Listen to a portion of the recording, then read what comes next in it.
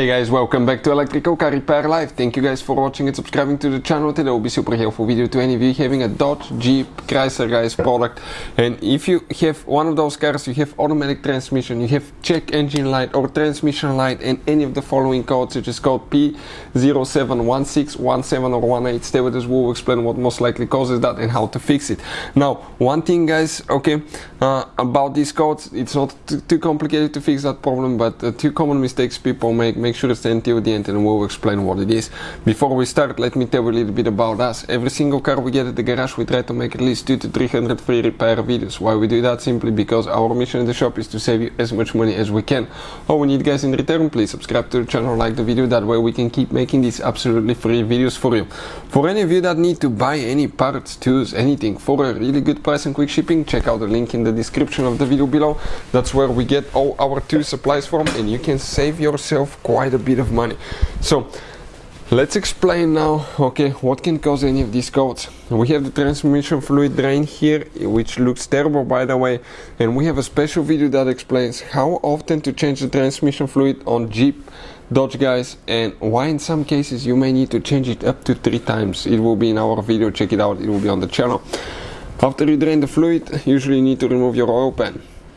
Once you do that guys, okay, in some cases you may have the sensors visible on the outside of the transmission that we need to replace, but most of the times they're on the inside behind the transmission valve body right here.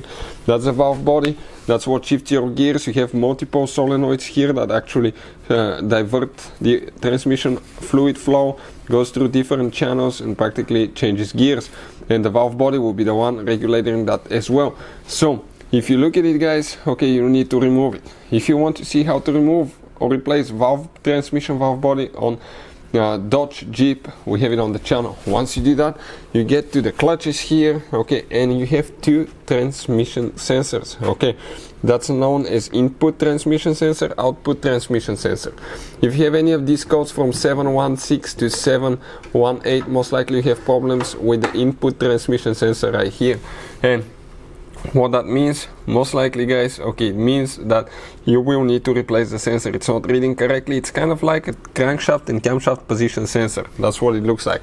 It just reads the revolution per the axle, okay, per minute for that axle, revolutions per minute for that specific axle. So most of the times you can replace the sensor only. In some cases one of those 2 sensors could be on the outside of the transmission or both of them on other transmissions. On newer ones, most of the times they're inside. Unfortunately, to replace it, you will need to remove, okay, the valve body, and then those 2 sensors go together. You need to replace both of them at the same time. After that, you need to put everything together, add transmission fluid. That's where 2 mistakes happen. 1, use only original transmission fluid. That's my advice. Number 2, make sure you get the fluid level correct. If you don't have enough fluid or you have too much, that can cause trouble and that can destroy your transmission. So always check your transmission fluid level. Also, in some cases, if you want to renew the transmission all the way, change it completely, you will need to drain the transmission up to 3 times. We have a special video that explains how often to change transmission fluid on Dodge, Jeep. Please check it out. Hopefully the video will be helpful. Thank you for watching and see you guys next time.